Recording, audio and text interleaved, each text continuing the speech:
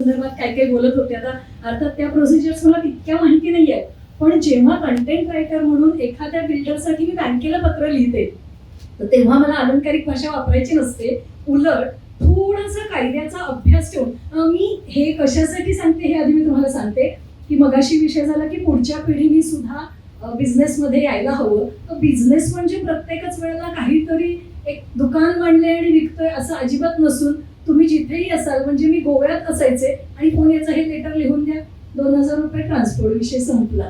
मुद्दा इतकाच आहे की कंटेंट रायटिंग हे म्हणजे हा एक वेगळा बिझनेसचा आस्पेक्ट आहे जो आपण पुढच्या पिढीसाठी बघू शकतो. माझ्या बाबतीमध्ये लेखक अनुवादक म्हणून काम करताना मला मुख्य अडचण आली की प्रकाशक प्रचंड पैसे खातात. सॉरी, म्हणजे मी थोडंसं मोकळेपणाने बोलेन, कारण आज मेहनत लेखक करतो आणि त्याचे पैसे घेण्यासाठी 40% अधिक पैसे हे प्रकाशकांना जातात आणि त्याच्यानंतर त्याचं वितरण होऊन त्याच्यानंतर लेखकाकडे पैसे येतात. यापेक्षा मी स्वतःची प्रकाशन संस्था उभी केली. वितरणासाठी डेफिनेटली नाम काफी आहे असं होतं आणि ह्याचा फायदा मी माझ्याच ओळखीतल्या, अर्थात एक आहे माझ्याच विचारधारेच्या लोकांची पुस्तकं मी माझ्या प्रकाशनाच्या अंडर अत्यंत कमी मानधनामध्ये प्रकाशित करून देते. हा एक भाग झाला. दुसरा भाग असा होता, आपण एक छोटासा उल्लेख याच्यामध्ये राहिला, आम्ही आमच्या मुलीला शाळेत घातलं नव्हतं. 10वी पर्यंत शी वॉज अ होम स्कूलर. म्हणजे स्कायला लिमिट नाही तसं कशालाच लिमिट नाही. तुमची जी टॅगलाईन आहे तसं तिच्या एज्युकेशनच्या बाबतीत होतं. आम्ही तिला भूगोल जसा शिकवला की मध्य प्रदेशमध्ये बाय कार जायचं आणि धुळ्यामध्ये मध्य प्रदेश वाटतो आणि पलीकडे गेल्यावर महाराष्ट्र वाटतो, जाणवतो, ही जी गोष्ट आहे अशी भूगोलात्मक गोष्ट शिकवली. त्याच्यामुळे प्रांतवाद कुठे त्या मुलीमध्ये रुजलाच नाही. इव्हेंच्युअली मला एवढं सांगायचं की होमस्कूलिंग मध्ये आता जे NEP 2020 आलंय तो प्रयोग 20 इयर्स बॅक आम्ही सुरू केला होता. सुदैवाने तो सक्सेसफुलही झाला. त्याचबरोबर आता अडचणी त्याच्यामध्ये डेफिनेटली आल्या, कारण एज्युकेशन आपल्याकडे इतकं घिसपिटा झालेलं आहे की सगळ्यात पहिला प्रश्न असायचा की तुम्ही तिच्या फ्युचरचं नुकसान करताय किंवा माझ्या रिबेलियसनेस, माझा तुम्हाला शो ऑफ करायचा आहे, जे लोकांचे आक्षेप होते त्याच्यासाठी तू तिचा बळी देतेस. पण मला माहितीये की आपण आपल्या मुद्द्यावर ठाम असू आणि जर त्याचा प्रॉपर अभ्यास असेल तर त्याच्यामध्ये आपण सक्सेसफुल होतोच. सुदैवाने त्याच होम स्कूलिंगचा वापर करून म्हणजे असं लक्षात आलं की आम्हाला एकच मुलगी आहे आणि हे शिकवण्यासाठी माझ्याकडे देण्यासाठी खूप काही आहे आणि मी असं नाही किती जणांना देऊ शकते. ॲज यू नो, आता जी स्कूलची सिस्टीम आहे त्याच्यामध्ये तशी ढवळाढवळ करता येणं खरं तर अवघड आहे. मला वाटतं की एज्युकेशन रिलेटेड 2-3 जण मग अशी बोलत होते तेव्हा मला ते लक्षात आलं. सोपा उपाय होता प्री स्कूल्स. असं सुद्धा जे पंचकोशावर काम करतायत त्यांना माहिती आहे की साधारण पहिल्या 8व्या वर्षापर्यंतच 2 मेजर पोस्ट डेव्हलप होतात, अन्नमय आणि प्राणमय. त्याच्यानंतरची जबाबदारी म्हणजे ते 2 डेव्हलप असतील तर पुढचा भाग आहे. तर हा पूर्ण प्री स्कूलचा जो अभ्यासक्रम आहे तो एक प्रकारे उत्तम मनुष्य घडवण्यासाठी आहे. म्हणजे जगणं हे आनंदाचं कसं आहे. आता याच्यामध्ये कोणाला जर फक्त सनातन धर्म दिसत असेल तर आय डोंट माइंड. जे जे चांगलं आहे आणि जे जे आमच्या पुढच्या पिढीसाठी चांगलं करू शकतं ते सगळं त्याच्यामध्ये आम्ही द्यायचा प्रयत्न केला. अडचणी या बिझनेसमध्ये येतातच आणि त्या जशा नॉर्मल माणसांना येतात तशाच मलाही आल्या. साधारणपणे डिस्करेज करण्याचे जे बरेच प्रयत्न आपल्यामध्ये होत असतात आजूबाजूच्या लोकांचे, कोणाकडे लक्ष न देता पुढे जात राहणे इज द थिंग. मला वाटतं सगळ्यांनी तेच केलं पाहिजे. Sandeep thank you ma'am. प्रश्न असा आहे की पिंपरी चिंचवड स्मॉल इंडस्ट्री असोसिएशनचे प्रेसिडेंट आणि श्री इंजिनिअरिंगचे पार्टनर या दोन्ही संस्थांमध्ये आपण कसं काम करता? सर्वप्रथम ब्राह्मण बिझनेस नेटवर्क ग्लोबल याचे आभार मानतो. एवढ्या चांगल्या नेटवर्किंग प्रोग्राममध्ये मला आमंत्रित केलं.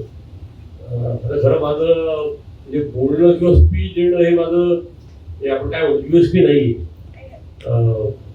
रस्त्यावर उतरून काम करणं हे USP इथल्या मला लोकांना माहिती. तरी थोडंफार आपलं बोलायचा मी प्रयत्न करतो जे आपण काय काम करतोय आतापर्यंत. आपली आता सर्वप्रथम माझी इंडस्ट्री जी आहे तर ते सेकंड जनरेशन मी आहे. वडिलांनी सुरुवात केली होती. वडील आणि त्यांचे 5 भाऊ, 6 लोकांनी मिळून ही इंडस्ट्री चालू केली होती. आज टोटल घरामध्ये MIDC मध्ये म्हणजे माझे आणि 70 भाऊ असतील यांचे जवळपास एक 13,000 युनिट आहे. आम्ही आपले सगळे OEMs आहेत, अल्फा लॉवर आहे, थर्मॅक्स आहे किंवा बाकीबॉय आहे, हायसन ग्रुप आहे, फोर्स मार्शल आहे, ॲटलॉस कॉप्को आहे, त्यांच्यासाठी आम्ही हेवी फॅब्रिकेशन पण करतो. त्याचबरोबर काही वर्षानंतर म्हणजे अनुभव घेतल्यानंतर मी काही कोर प्रोडक्ट्स माझे डेव्हलप केले. म्हणजे आपले बॉयलर रिलेटेड इंडस्ट्री जे आहेत, ते शुगर असेल किंवा सिमेंट आणि स्टील असेल, यांना तिथं सेंट्रिफ्युगल फॅन्स भरपूर लागतात बॉयलरसाठी. तर ते आपला आता कोर प्रोडक्ट तो एक आहे. आणि अल्फा लॉवर आणि बरेचसे जे इंडस्ट्रीज आहेत त्यांना ऑइल आणि वॉटर हीटर्स लागतात, ते पण आपण प्रोडक्ट डेव्हलप केलेलं आहे. 3 युनिट्समध्ये आपलं इथं असं काम चालतं साधारणपणे. त्याचबरोबर एक सामाजिक काम करायची आवड ही लहानपणापासून. म्हणजे तसं बघायला गेलं तर ठीक आहे, पॉलिटिक्समध्ये मी म्हणजे गेलो नाही, पण वडील माझे इथं पिंपरी चिंचवडला महानगरपालिकेमध्ये 2 वेळा नगरसेवक होते. म्हणजे पहिली जी महापालिकेची बॅच होती 86 ची, त्यावेळेस ते जनता पक्षाकडनं निवडून आले. तर त्यावेळेसपासून घरामध्ये पहिल्यापासून तो एक वारसा होता, ते चुलत्यांपासून. पण चुलते हे प्रधान सर, गप्पप्रधान सर आणि S.L. जोशी यांच्यावर त्यांनी काम केलं होतं पुण्यामध्ये. ते समाजवादी चळवळीमध्ये त्यांनी काम केलं होतं. पण एक लहानपणापासून एक घरामध्ये ती हे होती की कुणी आलं की त्याला काहीतरी मदत केल्याशिवाय जे काही काम असेल आपल्याकडनं जेवढी मदत करता येईल ते आपण करत राहायचं. पण पॉलिटिक्स मला काही म्हणजे फारसं जमलं नाही, करायचा प्रयत्न केला पण जमलं नाही. पण संघटनेच्या माध्यमातून यात एक लघु उद्योजक म्हणून म्हणा किंवा वडील पण त्या संघटनेमध्ये एक फाउंडर मेंबर सारखेच होते. 1980 साली ती संघटना चालू झाली होती. वडील सुद्धा त्यामध्ये फाउंडर मेंबर होते आणि बऱ्याच लोकांचा नंतर आग्रह होता की तू पण त्याच्यामध्ये काम कर. गेली 30 वर्षापासून मी पिंपरी चिंचवड लघुउद्योग संघटनेबरोबर काम करतोय. एक साधा सभासद म्हणा किंवा नंतर संचालक, सेक्रेटरी, उपाध्यक्ष. आता कंपनी सांगता माहिती काय काय करायला लागतं ते त्यांनी नाशिकमध्ये अनुभव घेतलेला आहे. आणि नंतर आता गेली 10 वर्ष मी अध्यक्ष आहे. आणि म्हणजे मला एक अजून एक गोष्ट सांगावीशी वाटते की ज्यावेळेस मी संचालक झालो किंवा अध्यक्ष झालो, म्हणजे मी पहिला ब्राह्मण अध्यक्ष आहे त्या संघटनेमधला आणि एकुलता एक संचालक होतो. आणि अजून म्हणजे लोकांनी एवढा आत्तापर्यंत भरोसा ठेवला की आत्तापर्यंत तुम्ही राहा. म्हणजे आता मला सुद्धा आता कसं होतं, ह्या गोष्टींमध्ये आपला वेळ भरपूर जातो. आपली कामं सोडून आपल्याला त्याच्यामध्ये काम करायला लागतं. त्याचबरोबर लोकांचा पाठिंबा बघून चांगला मिळाला मला. म्हणजे आपण बरेचसे आपल्या लोकांना रिझर्वेशन असतात की ज्याला पाठिंबा किती मिळाला असेल किंवा याला त्रास पण भरपूर लोकांनी दिला असेल अध्यक्ष झाल्यावरती.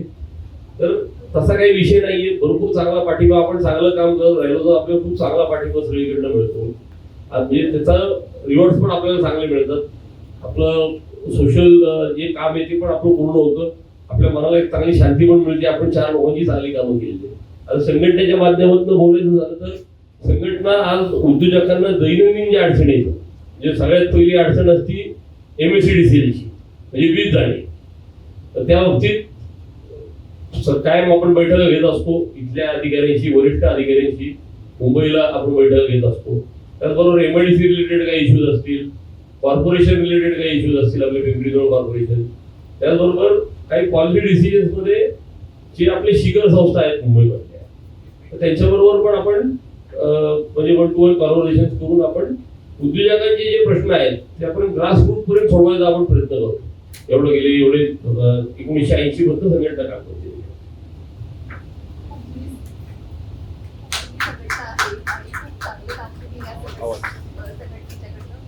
आवाज नाही येत. हॅलो. हा. खूप जुनी संघटना आहे आणि या संघटनेच्या मार्फत आपण खूप चांगलं काम करतात स्मॉल स्केल इंडस्ट्रीज साठी. मॅडम, आपल्यासाठी आपण ऍडमिनिस्ट्रेशनच्या दृष्टीने ई प्रचार आणि डिजिटल सपोर्ट यासारख्या सेवा आपण राजकीय क्षेत्रामध्ये देता.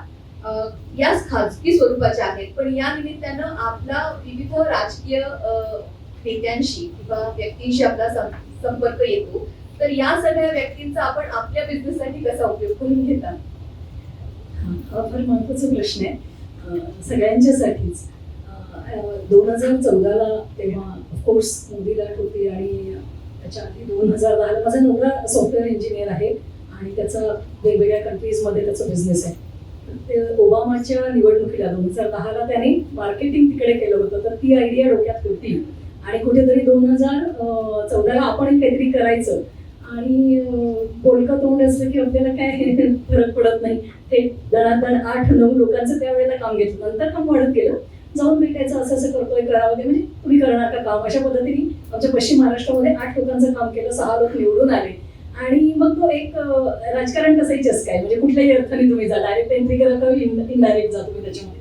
तर एक गोष्ट नक्की आहे, इथे मी थोडंसं आपल्या टॅग बद्दल ज्यामुळे आज आपण सगळे एकत्र आलेलो आहोत, आपल्या जातीच्या टॅगमुळे आपण ज्ञानी असणं कन्सिडर केलं जातं आणि मला वाटतं की ते जसं ते कन्सिडर करतात तसं आपल्याकडून डिलिव्हरही झालं पाहिजे कोणतंही काम करताना. म्हणजे राजकीय याच्यामध्ये तर त्याची फार गरज असते, कारण पॉवर त्यांच्याकडे असते, नॉलेज आपल्याकडे असतं, तर ते हँडल करायला मला फार छान वाटलं. आता दुसरा महत्त्वाचा मुद्दा असा आहे की हे ई प्रचार वगैरे आजही जरी चालू असलं तरी त्याचबरोबर कंटेंट रायटिंगच्या दृष्टीने त्यांची भाषा, आता हे ऑफकोर्सच कोणाची नावं नाही सांगितली जात, पण कोणाची काही कामं असतील आणि कधी चुकून झाली तर तुमच्या लक्षात येईल यांच्यासाठी यांनी काम केलंय बहुतेक. तर भाषण लिहून देण्यापासून पर्सनॅलिटी डेव्हलपमेंट, कुठले शब्द वापरायचे, आता संस्कृत माझं कोर आहे त्याच्यामुळे असा धाडकन मेसेज येतो, जरा श्लोक पाठवा काहीतरी ह्याच्या, म्हणजे सुभाषित पाठवा. तर त्यामुळे खूप छान मैत्रीपूर्ण नातं बऱ्याच जणांशी निर्माण झाले. पण एक गोष्ट नक्की आहे की राजकारण्यांच्या बरोबर इतर कुठली कामं करावीत असा सल्ला मी तरी वैयक्तिक देणार नाही, कारण त्याच्यासाठी प्रचंड पेशन्स लागतो, जो मला नाही वाटत की आपण ठेवू शकू कोणीच. म्हणजे it is not about Brahmins, कोणी पण, कारण त्यांच्या दृष्टीने त्यांचं काम झालं की बाकीच्यांची काही फार मोठी व्हॅल्यू नसते, टू बी फ्रँक. तर अशा केसमध्ये तुमचं काम जे होणारं काम आहे त्याच्यात त्यांचा जर काही प्रॉफिट असेल, म्हणजे प्रॉफिटच्या दरवेळेला आर्थिक नसतं हेही सांगेल, मान सन्मान, कारण सी आपल्याकडे बघण्याचा दृष्टिकोनच पहिला हा आहे की यांच्याकडे ज्ञान आहे, यांच्याकडे, म्हणजे ही पॉवर ती आहे जी आपल्याकडे नाहीये. सो याच्यात दुसरा एक धोका पण आहे, तुम्ही थोडेसे जरी वरचढ होत असं म्हणजे लक्षात आलं तर इमिजिएट उचलबांगडी होण्याची शक्यता असते. पण एक गोष्ट आहे, जर आपण नॉलेज बेस असणारी कोणती गोष्ट त्यांच्याकडे घेऊन गेलो आणि जर योग्य पाठपुरावा केला तर कामं होतात, तर पेशन्स ठेवायला लागतात. Thank you sir. आपल्यासाठी स्मॉल MSME कंपनीजला बिझनेस सुरू करताना खूप साऱ्या अडचणी येतात आणि बिझनेस चालू झाल्यानंतरही अडचणी येतात, तर आपण त्याच्यामध्ये काम करणं आणि त्या अडचणीसाठी आपण पाठपुरावा करणं शासकीय किंवा अजून काही, तर या संदर्भात आपण थोडी माहिती द्या. सर्वप्रथम जो काळ होता, एक म्हणजे एक समजा 20 वर्षापूर्वीपर्यंत जो काळ होता, अडचणी खूप फेस करायला लागायच्या, त्या आता पण करायला लागतात, नाही असं नाहीये, पण त्याच्यामध्ये आजच्या काळामध्ये खूप मोठा अंतर आहे. त्यावेळेस ऑनलाईन काही नव्हतं, सगळं आपल्याला तिथं जाऊन स्वतः एक तर करायला लागत होतं, किंवा एखादा कन्सल्टंट नेमा किंवा एखादा तो एजंट असायचा, तो सगळं काम करून द्यायचा. आपलं रजिस्ट्रेशन असेल, कंपनी रजिस्ट्रेशन असेल, आरओसी असेल, अजून बरेच जे ज्यावेळेस मला वाटतं सेल्स टॅक्स असेल, त्यावेळेस सेल्स टॅक्सचं रजिस्ट्रेशन असेल, किंवा अजून फॅक्टरी ऍक्ट असेल किंवा स्टॉक ऍक्ट असेल, सगळे बरेचसे कंप्लेन्सेस आता पण आपल्याला करायला लागतात. पण आता एवढंच आहे की एक आपल्याला भरपूर माहिती पण आपल्याला आजकाल उपलब्ध आहे. पूर्वी तशी माहिती उपलब्ध नसायची. आज आपण गुगलवर गेलो किंवा चॅट जीपीटीवर गेलो किंवा आपण टाकलं तरी आपल्याला पूर्ण ती माहिती मिळते, खूप सोपं झालेलं आहे.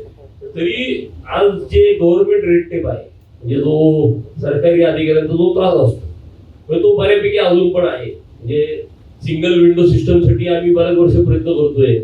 म्हणजे उद्योग विभागाकडे आपल्या दरवेळेस उद्योग मंत्री किंवा कोण आले की ते जाहीर करून त्या सिंगल विंडो सिस्टम आम्ही कम्प्लाय करू नका, 6 महिन्यामध्ये 100% होईल. आता ते 6 महिने करत जवळपास 16 वर्ष झाली तरी ते अजूनपर्यंत झालेलं नाही. पण सुधारणा होत आहेत, अडचणी पण आहेत, पण याच्यामधनं मार्ग काढतो त्याला आपण म्हणजे अडचणीतनं मार्ग काढणं म्हणजे एंटरप्रिनरशिप एवढी सोपी पण नाही की तुम्ही त्याला पूर्ण वेळ देऊन पूर्ण त्याच्यामध्ये तुम्हाला स्वतःवर भरोसा पाहिजे की मी हे जे चालू करतोय हे, आणि त्यासाठी कष्ट आणि जिद्द आणि जी काही परिस्थिती येईल त्याला फाईट करायची ताकद आपल्या मनामध्ये आपण ठेवली पाहिजे. आज नवीन उद्योजकांना सर्वात मोठा प्रॉब्लेम असतो एक तर जागा मिळण्याचा प्रॉब्लेम असतो. आज आपल्या इथं MIDC मध्ये आपण बघतोय पिंपरी मध्ये कुठं जागा शिल्लक नाही. चाकणमध्ये पण अशी परिस्थिती आहे की जागा शिल्लक नाही. तळेगावमध्ये पण नाही. नवीन ऍक्विजिशन होत नाही. त्याचबरोबर आता टेंडर सिस्टम काढली आता म्हणजे गव्हर्नमेंटने म्हणजे उद्योग विभाग MIDC म्हणजे पूर्वी जे एक सगळ्या संघटनांनी कुलकर्णी सरांना माहिती हा विषय की MSME साठी जागा राखीव ठेवायला पाहिजे MIDC मध्ये. हे सगळ्या संघटनांनी एकत्र येऊन गव्हर्नमेंट बरोबर डिसिजन करून एक 25% जागा राखीव ठेवायला हवी. तर तो क्लॉज पण आहे. पण तो क्लॉज आता आपल्याला टेंडर थ्रू आज 25% जागा मिळते. जी आज चाकणमध्ये मी जर जागा घ्यायला गेलो तर 750 रुपयाचा रेट असेल स्क्वेअर फूटला. तर ते निला बॅगवर ते 3 लोकांची टेंडर आली होती तो रेट 1400 रुपये. म्हणजे माझा स्वतःचा अनुभव आहे. मी याच्या आपला एमर्सन म्हणून आहे तिथं मी जवळपास म्हणतो काहीतरी 1 एकर भरून जागा आम्ही 2 ठिकाणी मिळून घेतली होती. 550 रुपये जागा रेट होता. आज तुम्हाला टेंडरमध्ये 2000 रुपये जागा घ्यायला. अशा बरेच अडचणी आहेत. गव्हर्नमेंट म्हणते विदाउट डुईंग बिझनेस आम्ही केलं किंवा बरेचसे आम्ही म्हणजे रद्द केलेले अटी शिथिल केलेले आहेत. पण तुम्हाला या सगळ्या गोष्टी पार करून इथून पुढं पण म्हणजे एंटरप्रिनरशिप करणं किंवा उद्योग व्यवसाय करणं हे कोणा डिस्करेज करत नाहीये. पण तुम्हाला ताकद पाहिजे तुमच्यामध्ये शेवटपर्यंत जे काय होईल ते फेस करायची तुम्हाला ताकद पाहिजे. हे पहिलं तर आपण मनाने आपण स्ट्रॉंग पाहिजे की आपण याच्यामध्ये आपण सक्सेस व्हायला कसं व्हायचं त्यासाठी फाईट किती करायची आणि त्यासाठी आपण शेवटपर्यंत सक्षम कसे राहू याच्यामधूनच आपलं पुढचं होऊ शकेल. थँक्यू. मॅम आपल्याला विविध क्षेत्रामध्ये काम करताना खूप वेगवेगळे प्रकारचे व्यक्तिमत्व भेटत असतील. पण ब्राह्मण म्हणून समोर जाताना त्याचे तुम्हाला काही फायदे तोटे जाणवतात का? नक्कीच. आधी पण फायद्यांबद्दलच बोलूया. पहिली गोष्ट जसं मी मगाशी म्हणाले तसं आपल्याकडे असणारं ज्ञान. मला वाटतं आपल्याला सगळ्यांना हे माहिती आहे की जन्मना जायते शूद्र संस्कारात द्विज उच्यते. आणि त्याच्यानंतर पुढे काय म्हटलेलं आहे, वेद पठण केलं तो विप्रवा, ब्रह्म जाणलं तर ब्राह्मण व्हा. हा बेसिकली माझं म्हणणं असं आहे की सुदैवाने आपल्याकडे तैलबुद्धी आहे. तुम्ही काय म्हणजे मी माझ्या होमस्कूलिंग मध्ये मुलीला जे शिकवलं ते मी स्वतः सुद्धा सगळीकडे अप्लाय करते. आपण कुठला बिझनेस करतो हे महत्वाचं नाहीये, बिझनेस कसा करणार आहोत. कारण तुमच्याकडे त्या कुठल्याही बिझनेसचं ज्ञान आलं की संपला विषय. आणि एनी हाऊ बाकी कशाची भीतीच नसते. एकदा तुमच्याकडे नॉलेज आहे आणि समोरचा माणूस सुद्धा नॉलेजलाच घाबरत असतो, म्हणजे कॉम्पिटिटर सुद्धा आणि कोणी सुद्धा. सो मला असं वाटतं की हा जो संस्कार शब्द आहे ना, हा जरासा जर आपण चांगल्या पद्धतीने पाळला, म्हणजे काही ठिकाणी तो थोडासा लूज झाल्यासारखा मला समाजामध्ये जाणवतोय आणि ही माझी खंत आहे बरं का, तक्रार नाहीये. तर तो जर थोडासा स्ट्रॉंग झाला तर मला वाटतं ब्राह्मण असण्याचे फायदेच जास्त होतात, जे सुदैवाने मला झाले. आता तोट्यांची गंमत म्हणून मी शेअर करेन. खूप जुनी गोष्ट आहे. साधारण मला वाटतं 2009 असेल, मी अनुवाद जस्ट करायला लागले होते आणि मी नावासहित सांगेन, शरद जोशींचं एक पुस्तक होतं आणि ते पुस्तक अनुवादित करायचं होतं आणि ते माझ्याकडे डायरेक्ट काम आलं होतं. आणि मी तर तेव्हा नवीन असल्यामुळे असं आत्तासारखं मी नाही एवढ्यात मी काम करते वगैरे असंही काही ॲटिट्यूड नव्हता. आणि माझं आडनाव ऐकून त्यांनी ते काम काढून घेतलं. ते म्हणाले, देशपांडे कधीच कम्युनिझमवर बोलू शकत नाही, लिहू शकत नाहीत अनुवादात सुद्धा. अहो म्हटलं, तुम्ही जे लिहिलंय तेच मी फक्त अनुवाद करणार आहे. हाच सेम अनुभव मला, माझं ते पुस्तक झालं असंच एका डॉक्टरांबरोबर आला. त्यांनी मला सांगितलं की नाही, माझे विचार आणि तुमचे विचार वेगळे आहेत. म्हटलं, कंगना रनौत झाशीचा राणीचा रोल करते तेव्हा ती झाशीची राणी असते, ती कंगना रनौत नसते. तुमचे काय XYZ विचार आहेत जे कदाचित माझ्या विचारधारेला पटत नसतील. मी त्यांना काम नको म्हणून सांगितलं. त्यांनी परत ते आपल्याकडेच दिलं, तो भाग वेगळा. ह्या दोन्हीमध्ये 10 वर्षाची गॅप आहे या दोन्ही अनुभवांमध्ये. मला इतकं सांगायचं की नॉलेज, संस्कार ह्या शब्दावर आपण सगळ्यांनीच आपल्या आणि पुढच्या पिढीवर जोर देऊया आणि ती आपली स्ट्रेंथ आहे. Thank you. Sir, government scheme MSME साठी खूप साऱ्या आहेत आणि अशा स्कीमचा उपयोग कसा करून घ्यायचा हा एक नेहमीच प्रश्न असतो. त्याच्यावरती योग्य मार्गदर्शन पण मिळत नाही. तर आपण आपल्या इंडस्ट्रियल असोसिएशनच्या माध्यमातून अशा स्कीम्स वरती काम करता का, किंवा स्किल डेव्हलपमेंटसाठी काही काम करता का, किंवा आपले जे असोसिएशनचे जे मेंबर्स आहेत त्यांच्यासाठी तुम्ही या स्कीमचा वापर कसा करून घ्यावा याच्याबद्दल काही मार्गदर्शन करता का? स्कीम्स आपल्याकडं भरपूर आहेत, केंद्राच्या आहेत, राज्याच्या आहेत. आपल्याकडं MSME एंटरप्रिनर्ससाठी आहेत. जे नवीन कोण बिझनेस चालू करू इच्छितात MSME मध्ये, मॅन्युफॅक्चरिंग मध्ये भरपूर स्कीम आहेत. म्हणजे प्राईम मिनिस्टर जी गॅरंटी स्कीम आहे, CGT MSE आहे, त्याच्यामध्ये आपल्याला जवळपास 5 कोटीपर्यंत आपल्याला लोन मिळतं. अजून महाराष्ट्र गव्हर्नमेंटची चीफ मिनिस्टरची स्कीम आहे, त्याच्यामध्ये पण आपल्याला 50 लाखापर्यंत लोन मिळतं. परत भरपूर सबसिडीज असलेले भरपूर स्कीम्स आहेत. त्याची माहिती आपल्याला खरं जिल्हा उद्योग केंद्राकडनं वेळोवेळी मिळाली पाहिजे. पण तो गॅप आहे, कम्युनिकेशन गॅप. पण कम्युनिकेशन गॅप म्हणण्यापेक्षा आता कम्युनिकेशन गॅप आपण ठेवत नाही. संघटनेच्या माध्यमातून आपण सारखे हे प्रोग्राम घेत असतो आपण, की म्हणजे कुठली स्कीम आपल्यासाठी आहे. म्हणजे बँक लोकांचे सेमिनार घेतो, बँकचे सेमिनार घेतो. त्यातनं भरपूर इन्फॉर्मेटिव्ह नॉलेज मिळतं लोकांना, की कुठल्या कुठल्या स्कीम्स आपल्यासाठी नवीन आलेल्या आहेत. त्याच्यामध्ये आपलं रेट ऑफ इंटरेस्ट कसा कमी करता येईल, आपलं रेटिंग म्हणजे रेटिंग चांगलं असलं तर कुठली बँक आपल्याला लोन देते, सिबिल स्कोर चांगला आहे किंवा तुमचं आता जे रेटिंग असतं, रेटिंग करतात ते कुणी लोन देईल. पण अजून जे बाकीचे स्कीम जे असतात तर आपलं मशिनरी आपली समजा आपल्याला अपडेट करायची, टेक्नॉलॉजी मध्ये आपल्याला पुढे जायचंय. इंडस्ट्री आज म्हणजे खूप वेगळी पुढे झाली. मॅन्युफॅक्चरिंग इंडस्ट्री असेल, कुठली इंडस्ट्री असेल, आज खूप वेगळी पुढे झालेली. आज कन्व्हेन्शनल जे काम करायची पद्धत होती ती सगळी मागे पडत झाली. याच्या पूर्वी आमच्या काळामध्ये एक ड्रिलिंग मशीन, एक लेथ मशीन, एक ड्रिलिंग मशीन असलं की कन्व्हेन्शनल मशीन असलं की सगळं हा कारखाना झाला, अशी परिस्थिती होती. आता आज ते सगळं म्हणजे अगदी म्हणजे जे मायक्रो मध्ये आहेत त्या लोकांना आता फक्त तिथं ते काम मिळतं. पण आज जर तुम्हाला पुढे जायचं असेल तर तुम्हाला CNC, VMC, लेझर कटिंग किंवा बाकीचे सगळे मशिनरी झालेले आहेत.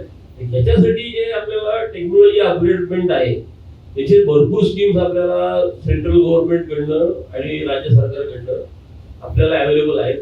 त्याच्या बाबतीत वेळोवेळी आपण सिडबी असेल किंवा अजून बाकीच्या गव्हर्नमेंट ऑर्गनायझेशन असेल त्यांच्याबरोबर आपण सेमिनार घेतो. त्यांच्याकडनं आपण जे आपले मेंबर्स आहेत त्यांना आपण माहिती द्यायचा प्रयत्न करतो. फक्त याच्यामध्ये म्हणजे विषय असा आहे की जे स्कीम सगळ्या गव्हर्नमेंट सगळ्या चांगले करतात. खूप चांगल्या स्कीम डेव्हलप डिझाईन केलेल्या असतात, खूप चांगल्या म्हणजे अतिशय म्हणजे एकदम सोप्या आणि चांगल्या स्कीम डिझाईन केलेल्या आहेत की ज्याचा लाभ सगळ्यांना होईल. पण विषय असा होतो की जे आपले म्हणजे जे ब्युरोक्रॅट्स तिथं बसलेले आहेत किंवा जे वरचे ब्युरोक्रॅट्स खूप चांगले आहेत, IAS जे असतात म्हणजे पॉलिसी मेकर असतात, आपले मंत्री असतात, त्यांच्याबरोबर जे काम करणारे पॉलिसी मेकर असतात, खूप चांगले म्हणजे तुम्हाला योजना ते डिझाईन करून खाली पाठवतात. त्यासाठी निधी पण येतो. पण दुर्दैवाने असं म्हणायला गेले 20-25 वर्ष मी गोष्ट बघतो की फेब्रुवारी मार्च आला की जिल्हा उद्योग केंद्र आणि MSME चे DFO जे मुंबईचे व ते पुणे आणि सगळीकडे फिरत सुरुवात करतात. अरे हे आपले एवढे पैसे बाकी त्याचं काहीतरी का हे लोकांना द्या. मग याचा गैरफायदा घेऊन भरपूर त्या लोकांना म्हणजे गरजच नाही आणि ते काही गरजच नाही अशा लोकांना ते पैसे दिले जातात. ही त्याची शोकच नाही काय एवढ्या चांगल्या स्कीमची. आता मुद्रा लोनचा आपण बघितलं 10 लाख त्यावेळेस मिळत होतं आपल्याला, तरी कुणाला दिले बँकेने. आता मी जर नवीन एंटरप्रिनर आहे, मला चालू करायचे, मला त्यांनी उभं नाही केलं. आता माझा मुलगा आहे तर त्याला काहीतरी करायचं दाखवलं, त्याला ते झालं कुठे जावं. म्हणजे अशी परिस्थिती आज आपल्या जे योजना आहेत त्याची योजनांची परिस्थिती अशी. याच्यामध्ये आपण जे संघटना म्हणून आम्ही एक सजग राहून काम करतो. आम्ही सगळ्या ह्या ज्या संस्था आहेत फार दिल्ली बसून म्हणजे MSME मिनिस्ट्री आहे, आपली उद्योग विभाग आहे आपला महाराष्ट्राचा, त्याचबरोबर आपल्या इथं जिल्हा उद्योग केंद्र आहे.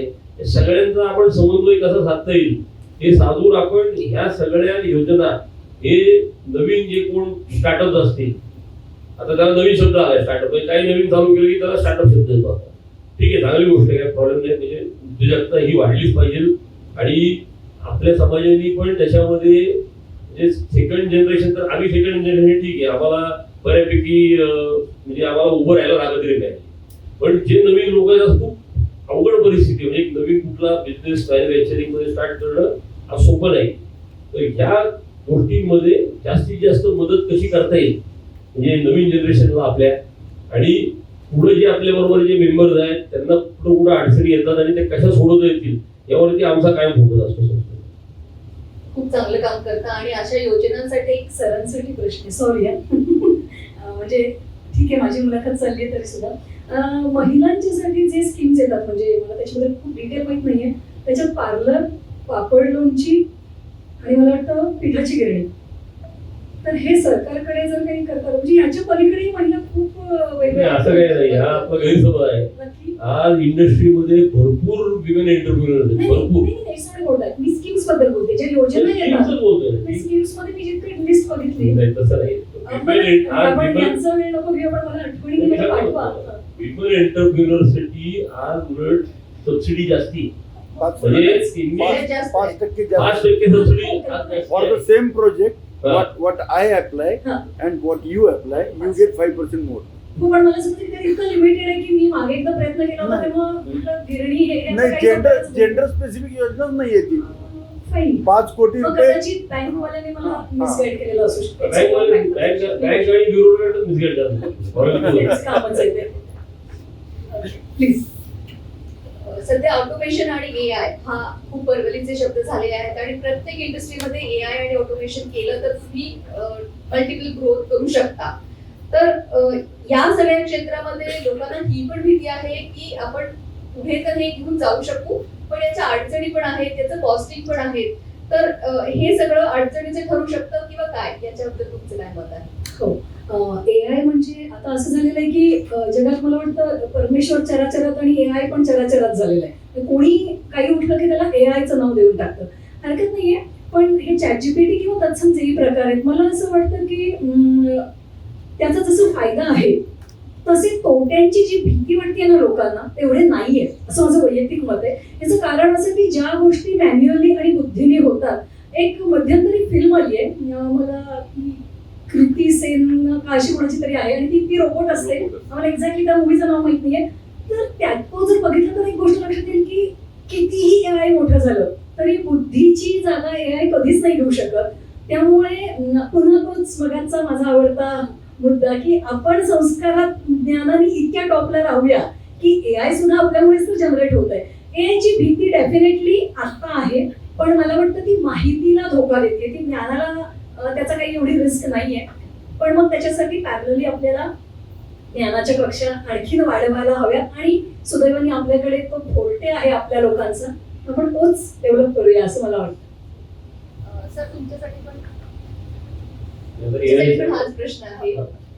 बाबतीत आता मीच मगाशी बोललो की आता आपण एआय वापरतोय, चॅट जीपीटी वापरतोय, ठीक आहे, भरपूर सुलभ झाल्यात काही गोष्टी. पण आज टेक्नॉलॉजीचा विचार केला, अपग्रेडेशनचा विचार केला तर इथं करणं गरजेचं आहे. कारण आज आपल्याला जर आपल्या डोमेस्टिक स्पर्धेमध्ये आणि जागतिक स्पर्धेमध्ये टिकायचे तर आपल्याला टेक्नॉलॉजी अपग्रेड केल्याशिवाय पर्याय नाही. याच्यामध्ये बरेच लोक म्हणजे त्याच्यामध्ये ह्युमन टच पण आहे की आपल्या बऱ्याचशा लोकांच्या नोकऱ्या जातील किंवा कामगार कमी लागतील आपल्याला. या गोष्टी घडतायत, म्हणजे काय हे नवीन गोष्ट नाहीये. म्हणजे ही फेज जवळपास आज 25-30 वर्षापासून ही फेज चालू आहे. म्हणजे आपल्याला मॅनपॉवर कमी लागते, पण हा एक गैरसमज आहे. आपल्याला मॅनपॉवर कमी जरी लागत असली, आज आपला बिझनेस जर आपण बघितला 25 वर्षापूर्वीचा नाचचा, 25 वर्षापूर्वी जर मी महिन्याला 2 लाखाचा बिझनेस करत होतो, आज महिन्याला 2 कोटीचा करतो, तर मला तेवढी जास्ती माणसं लागणारच आपण किती टेक्नॉलॉजी अपग्रेड केली तरी. म्हणजे मॅनपॉवर रिक्वायरमेंट ही कधी संपू शकत नाही आणि एआय हे काय मॅनपॉवरला सबस्टिट्यूट होऊ शकत नाही. म्हणजे बरेच मी इंटरव्ह्यूज ऐकले या बाबतीत, म्हणजे बरेच लोक मध्ये खूप चर्चेचा विषय झाला होता 1 वर्षापूर्वी की एआय नंतर नोकऱ्या बऱ्याचशा लोकांच्या जातील, बऱ्याचशा बिझनेसेसचा इफेक्ट होईल, हे होईल, ते बरेच. आपल्याला एक कुतूहल, म्हणजे इनफॅक्ट कालच एक बँगलोरची कंपनी होती, त्यांनी एक एआय आणि मशीन लर्निंग वरती आपल्याबरोबर एक त्यांनी हे ठेवला होता, सेमिनार ठेवला होता पुण्यामध्ये सेंच्युरियन हॉटेलला. पण मला दुर्दैवाने जाता नाही आलं, कारण मला दुसरीकडे एक काम होतं मार्जिन असल्यामुळे. आमचे बरेचसे लोक ते अटेंड करायला गेले होते. जवळपास असोसिएशनचे 35-40 मेंबर त्यांनी तो कार्यक्रम अटेंड केला. त्यांचा जो फीडबॅक आला आपल्याला की ठीक आहे, चांगलं पण आहे, म्हणजे आपल्या वरचं प्रेशर पण कमी होतंय, पण सगळीकडनं नुकसान होईल असं काय फार मोठी परिस्थिती मला तरी त्याच्यामध्ये वाटत. याला जोडून मी असं म्हणेन की एआय आणि ज्ञान दोन्ही आपण बाळगायचं. शापादपी शरादपी, तुला काय पाहिजे मार्केट सांग, मी दोन्हीकडून तयार आहे. हाच एक फायनल उपाय असू शकतो. बरोबर, अगदी बरोबर. BBNG ही संस्था ब्राह्मण बिझनेस उद्योजकांना समृद्ध बनवण्यासाठी एक नेटवर्किंग बिझनेसचा प्लॅटफॉर्म तयार इथे आपल्या समोर देते. आणि त्याचप्रमाणे इथे जे BBNGचे मेंबर जॉईन होतात त्यांना स्किल डेव्हलपमेंटच्या विषयावरती आम्ही विविध त्यांच्यासाठी सेमिनार्स घेतो, काही प्रशिक्षण ट्रेनिंग आयोजित केले जातात. असं करून BBNG आपल्या सगळ्या बिझनेस मेंबर्सला मार्गदर्शन करते आणि बिझनेसमध्ये पुढे जाण्यासाठी कार्यरत करते आणि प्रोत्साहित करते. तर तुम्ही दोघं जण आमच्या BBNGच्या मेंबरसाठी काय मार्गदर्शन करू शकाल बिझनेसच्या दृष्टीने, स्किल डेव्हलपमेंटच्या दृष्टीने आणि बिझनेसला रेफरन्सच्या दृष्टीने? इन टर्म्स आता की ओव्हरऑल इन फ्युचर ऑफकोर्स. कारण डेफिनेटली मी माझ्या बाजूनी एक 2-3 गोष्टी अशा शेअर करू शकते. पर्सनॅलिटी डेव्हलपमेंटमध्ये काम केलेलं आहे. भाषा हा माझा मेजर कोअर फॅक्टर आहे. आणि सगळ्यात महत्त्वाचं म्हणजे एज्युकेशन रिलेटेड कोणाचेही कुठलेही प्रॉब्लेम्स असतील, दॅट टू डिग्री ऑफकोर्स. तर आणि ते पण अब्रॉड डिग्री वगैरे असं नव्हे. माझ्या दृष्टीने हा एक महत्त्वाचा मुद्दा मला शेअर करायचा राहिला मगाशी, की आज जे जेन्झीसमध्ये एन्झायटी, डिप्रेशन असे पावलोपावलीचे शब्द येतात आणि मग एकदम सुसायडल थॉट्स वगैरे असं, म्हणजे जे नॉर्मली आपण कधी पूर्वी बोललोही नाहीये. तर ह्या सगळ्याचं मूळ ज्याच्यामध्ये आहे त्याच्यावर मी काम करते. त्याच्यामध्ये साधारण 12 वर्षापर्यंतच्या मुलांवरती आपण यातला कुठलाही प्रयोग कधीही तुम्ही म्हणाल आय बी ऑलवेज सर आपल्याकडे मी म्हणजे BBNGच्या मिटिंगला तर पहिल्यांदा आलो, पण जे काही मी एक मिनिट तुम्ही दिला सगळ्यांना, एक मिनिट पुरेसा नाहीये, पण आज कोरम कॉन्क्लेव्ह असल्यामुळं बहुतेक वेळ कमी दिला असावा. पण सर BBNGच्या ज्या वीकली मीटिंग्स होतात तिथे आपण प्रत्येक मेंबर्सला 10 मिनिटाचा स्लॉट देतो बिझनेस प्रेझेंटेशनसाठी. आणि BBNGचं महत्वाचं एक योगदान असं आहे की तुम्ही त्या चॅप्टरमध्ये आणि इतर BBNGच्या आपल्या पूर्ण महाराष्ट्रात जिथे जिथे चॅप्टर आहे तिथे तुम्ही क्रॉस प्रेझेंटेशन करू शकता. मेंबर्सची आपली वेबसाईट आहे, आपलं ऍप आहे, त्याच्याद्वारे तुम्ही सगळ्या मेंबर्सला कनेक्ट होऊ शकता आणि बिझनेस शेअर करू शकता 1-to-1 करून. याच्यामध्ये मॅन्युफॅक्चरिंग फील्डशी रिलेटेड जे लोक असतील किंवा ट्रेडिंग, इंडस्ट्रियल ट्रेडिंग मध्ये जे लोक असतील त्यांना आपण नक्की मदत करू शकतो. कारण आपल्याकडं जवळपास संघटनेचे 4000+ मेंबर्स आहेत. म्हणजे मॅन्युफॅक्चरिंग याच्यामधले, ऑटोमोबाईल मधले असतील, इंजिनिअरिंग मधले असतील, म्हणजे रबर, पॉलिमर, सगळ्या क्षेत्रात म्हणजे भरपूर मेंबर्स आहेत. आपल्या लोकांना जेव्हा केव्हा म्हणजे काही आपल्याला रेफरन्सेस लागत असतील, मगाशीच मला कोणीतरी लिस्ट मागितली, पण त्यांना मी सांगितलं लिस्ट आपण अपडेट करतोय, आता डिरेक्टरी अपडेट करण्याचं काम चालू आहे. त्या बाबतीमध्ये काही मदत लागली तुम्ही कधी माझ्याकडे येऊ शकता. त्या बाबतीत मी नक्की सगळ्यांना मदत करायला, मला म्हणजे छान वाटलं एकदम सगळ्यांना मदत करायला आपल्या लोकांना. तुमच्या दोघांसाठी माझ्याकडनं शेवटचा प्रश्न आहे. ब्राह्मण असणं आणि बिझनेस मध्ये असणं आणि आपल्या पुढच्या पिढीला आपल्याच बिझनेस मध्ये यावं याच्यासाठी आपण उद्युक्त करणं, याच्यावरती तुम्हाला काय वाटतं? दुसरी पिढी आहे ना, सो मी आधी हा प्रश्न घेते. बेसिकली मला वाटतं आता म्हणजे एकतर मुळामध्ये ब्राह्मण बिझनेसमन नव्हते हा एक अत्यंत चुकीचा समज मधल्या काळामध्ये पसरवलाय. मधल्या म्हणजे मी परकीय आक्रमणांपासून म्हणेन. कारण झालं असं होतं की आपण आपलं क्षात्रतेज विसरून गेलो होतो, त्यामुळे कारकुनगिरी बरी वाटत होती, शेती होती, तिथनं धान्य यायचं, हातात पैसे नव्हते ते कारकुनगिरीत नाही यायचे आणि वी आर हॅपी. मग याच्या पलीकडे आम्हाला, सॉरी हे खूप कटू आहे पण हे असंच आहे ऑलमोस्ट. आणि त्याच्यामुळे नोकरीवाला मुलगा ही जी काही 1980 नंतरची जी फॅशन आहे, मला तर अजून आठवतं आम्ही जहागीरदार असल्यामुळे शेती पण पाहिजे, नोकरी पण पाहिजे, हे पण पाहिजे, ओके असो. तर हे घरात ऐकत मोठे झालोय आम्ही. तर आणि दुसरी गोष्ट, एक वाक्य ज्याने कायम नुकसान केलंय असं मला वाटतं, बुद्धी हेच भांडवल. बुद्धी हे सुद्धा भांडवल जे आपल्याकडे आहे. बाकीच्यांच्याकडे बुद्धी असते म्हणजे त्यांच्याकडे नसते असं मला म्हणायचं नाही, तुमच्याकडे एक्स्ट्रा.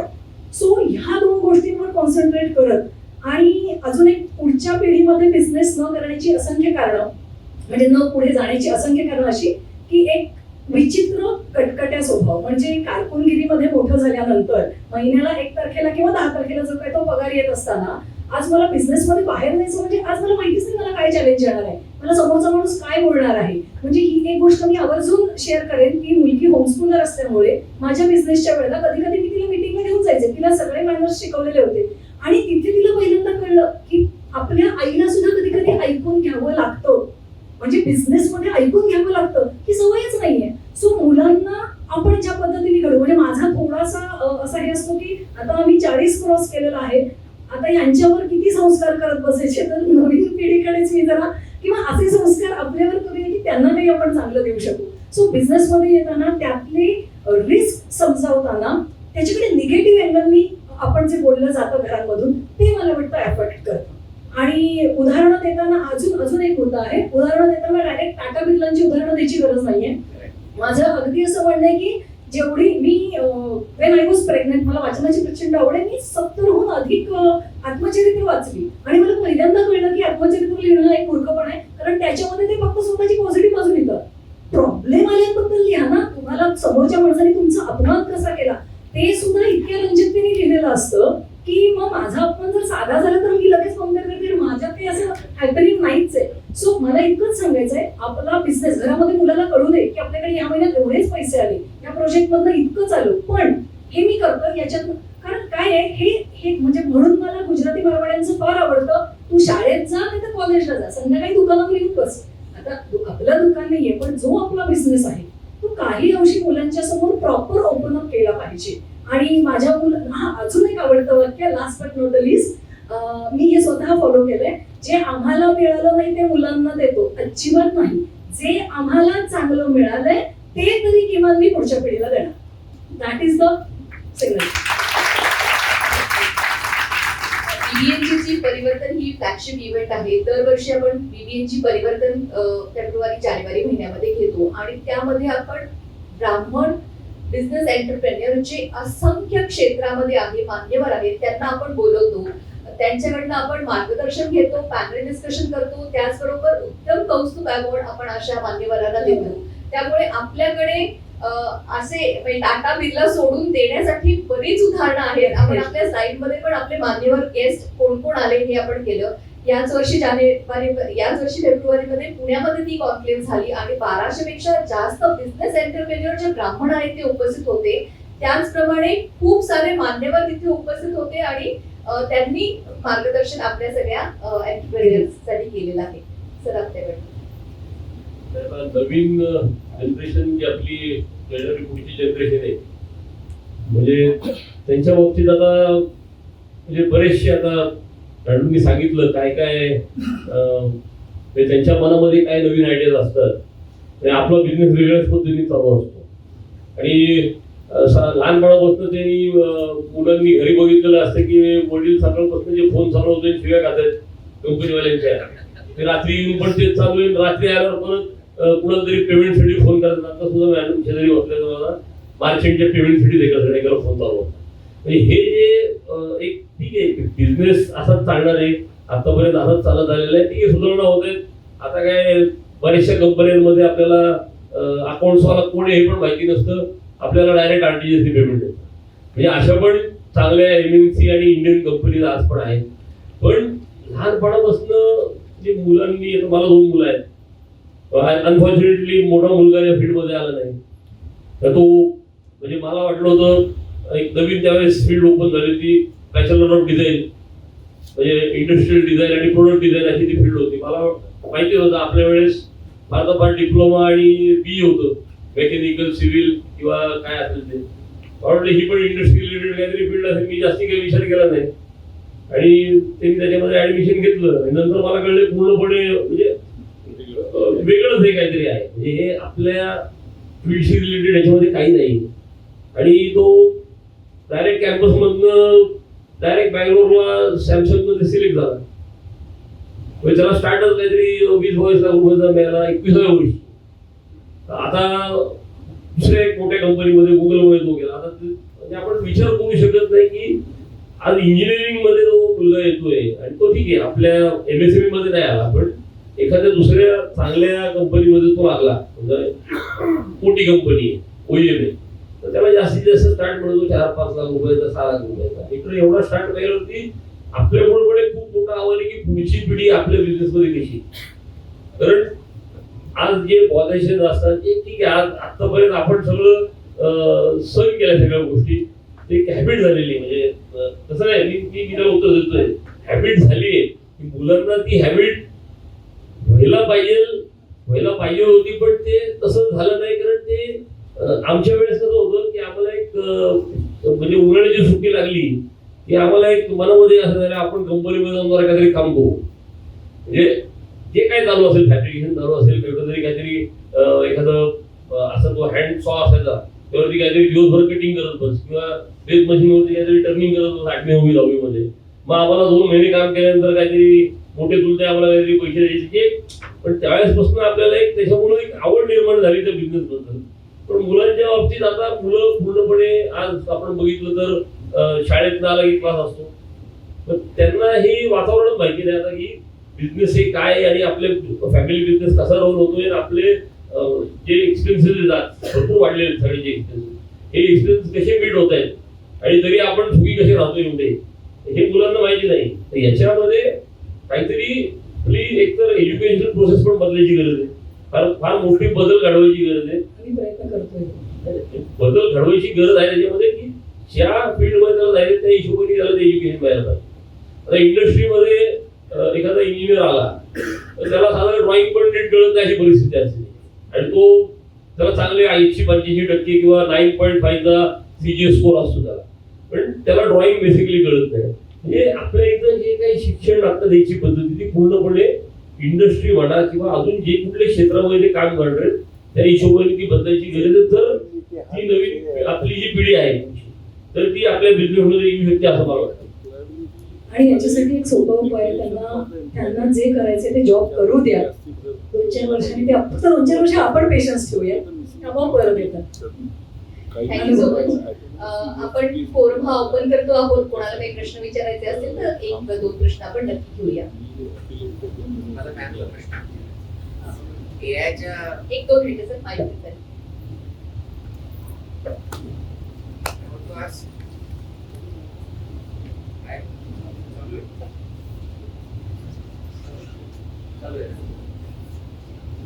चैतन्य हा हॅलो, आवाज येत नाही.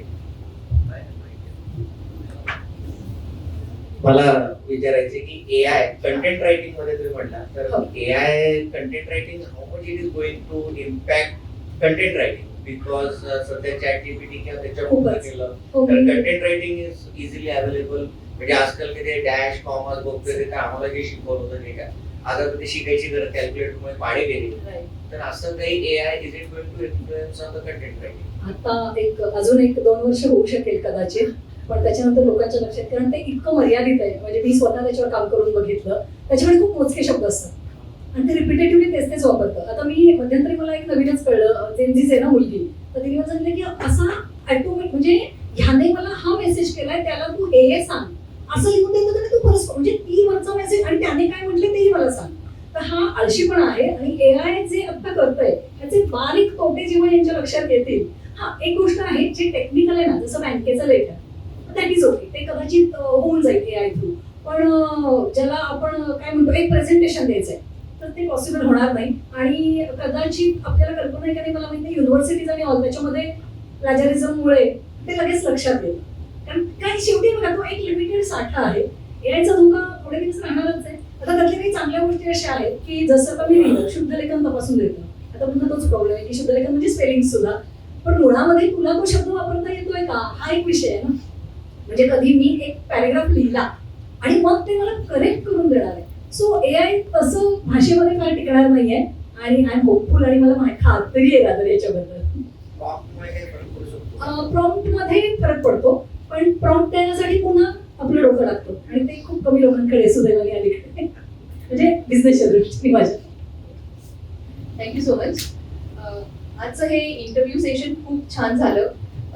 तुम्ही किती अडचणीमधून मार्ग काढता याच्यावरती तुमची उद्योजकता ठरते, तुमची चिकाटी तुम्हाला ते धाडस तुम्हाला त्या अडचणीतून पार होऊन तुम्हाला सक्षम बनवते. पण त्याचप्रमाणे ब्राह्मण म्हणून बुद्धिजीवी असणं आणि आपल्या संस्काराचं आपण पालन करणं आणि ते पुढे नेणं हे खूप गरजेचं आहे. विविध योजनांचा लाभ घेण्यासाठी तर आपण इथे आहोतच आणि आपल्याला मदत करण्यासाठी सर पण आहेत. आणि AI हे शाप की वरदान याच्यासाठी तुम्ही स्वतः विचार करून त्याचं तुम्हाला घडवायचं आहे की त्याचा आपल्याला कसा चांगला उपयोग करून घ्यायचा आहे आणि या सगळ्या गोष्टींना आपण कसं बाहेर करायचं आहे याच्यासाठी तर चिकाटी आणि बुद्धिजीवी आणि इंटेलिजन्स नॉलेज हे आपल्याकडे भरलेलं आहेच आहे. सो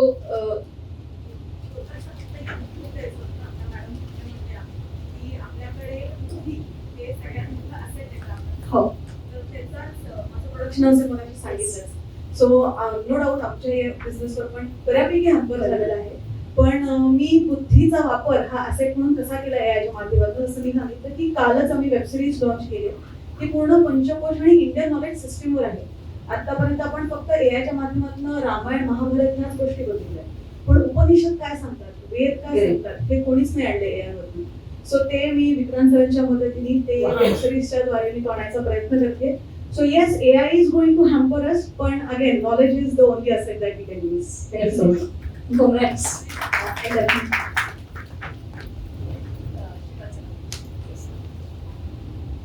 तुम्ही न्यू लर्निंग प्रोसेसवर काम करताय, तर मुळात आपल्या सनातन संस्कृतीमधून आलेली लर्निंग प्रोसेस जी आहे ती जिज्ञासेवर आधारित होती आणि आता ती जिज्ञासाच कुठेतरी मार खाते. म्हणजे अगदी सनातन प्रश्न कोहम पासून सुरू होतो.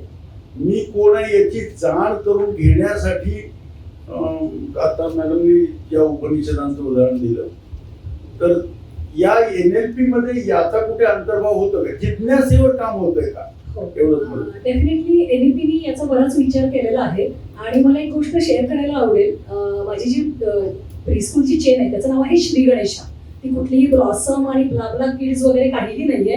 ज्यांना श्री गणेशा पटतो त्यांनीच या. माझ्याकडे आता फक्त 27 एका ठिकाणी आणि एका ठिकाणी 30 मुलं आहेत. I am happy. त्याला काही गडबड नाहीये, अजिबात पंचायची धपाधप वाढवायच्या नाहीयेत मला. आम्ही म्हणजे मी जो अभ्यासक्रम सगळा अलाइन केलाय तो वेद उपनिषद तर आहेच, पण प्राचीन गुरुकुल पद्धतीमध्ये ज्या ऍक्टिव्हिटीज चालायच्या, आज अष्टावधान हा शब्द आपण मराठीत वापरतो, अष्टावधान येतो. मल्टीटास्कर म्हणजे अष्टावधानी एवढंच नाहीये. अष्टावधानाची एक वेगळी प्रोसेस आहे. म्हणजे एक 2 मिनिटात सांगायचं झालं तर 8 लोक समोर बसतात आणि मला एकटीला, म्हणजे मी समजा शिष्य आहे, तर पहिला माणूस मला जो प्रश्न विचारतो त्याचं मी उत्तर काव्यात द्यायचंय. दुसरा विचारतो त्याला काव्यात द्यायचं. म्हणजे काव्य हे आपल्याकडे प्रतिमेचं साधन आहे. आणि 8वा प्रश्न झाल्यानंतर पुन्हा पहिला जो विचारतो त्याला मी पहिली ओळ त्याने मी जी कविता केली आहे ते सांगून पुढचं त्याला जोडून उत्तर द्यायचं. एक जनरल मी फक्त हे सांगितलं. सो मी आता आपल्या प्रीस्कूलमध्ये मुलांच्यावर हेच आपण करून घेतोय आणि मी लोकांना हेच सांगते की तुम्ही जी फी भरता आहात इतर शाळांइतकी, तर कंटेम्पररी एज्युकेशन तर आम्ही देतोच आहे, पण द सेम टाइम आम्ही तुम्हाला इंडियन विजडम देतोय, असं मी त्याला नाव दिलं, म्हणजे भारतीय विजडम. आणि आय एम हॅपी की हा प्रोजेक्ट खूप चांगला चाललाय. हा पूर्वी प्रयोग मी घरात मुलीवर केलाच आहे, पण आता हा थोडासा मास लेव्हलला चालू आहे आणि मला वाटतं आपल्या सगळ्यांना याची प्रचंड गरज आहे. हे पुन्हा एकदा अँझायटी आणि हे जे काही प्रकरण आहेत ती केवळ यात नाही. आणि सर तुम्ही म्हणताय तसं जिज्ञासा कशी होणार, साधी गोष्ट आहे. आता मी एक वाक्य बोलते आणि प्रत्येकाने डोक्यामध्ये एक इमॅजिन करा, आमचं कोकणातलं सुंदर घर आणि त्याच्याकडे जाणारी वाट. प्रत्येकाच्या मनात आता जे चित्र उभं राहिले ते प्रत्येकाचं आपापलं बघितलेलं कोकण आहे. आणि आता इथे मी एक व्हिज्युअल दाखवते, हे घर कोकणात असं असतं, बस जन्मभर लोकांना सिंड्रेला तशीच दिसते, राम तो जॅपनीजच दिसतो. तुम्ही मुलांना व्हिज्युअलायझेशनवर आम्ही कमीत कमी म्हणजे शाळेमध्ये ऑलमोस्ट टीव्ही नाही, आता वाघ दाखवायचा म्हणूनच टीव्ही, कारण वाघ डायरेक्ट म्हणून दाखवता येत नाही.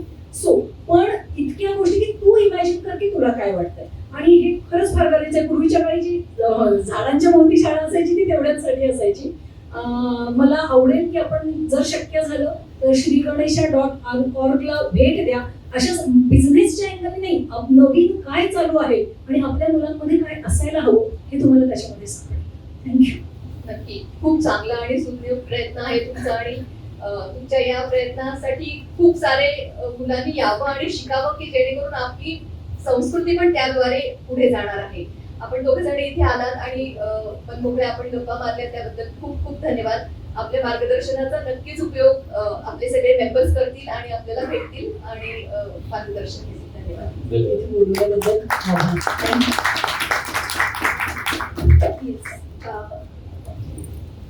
Thank you, Nilima ma'am and Sandeep sir for this insightful interview round. बंद कर दुसरं Yes.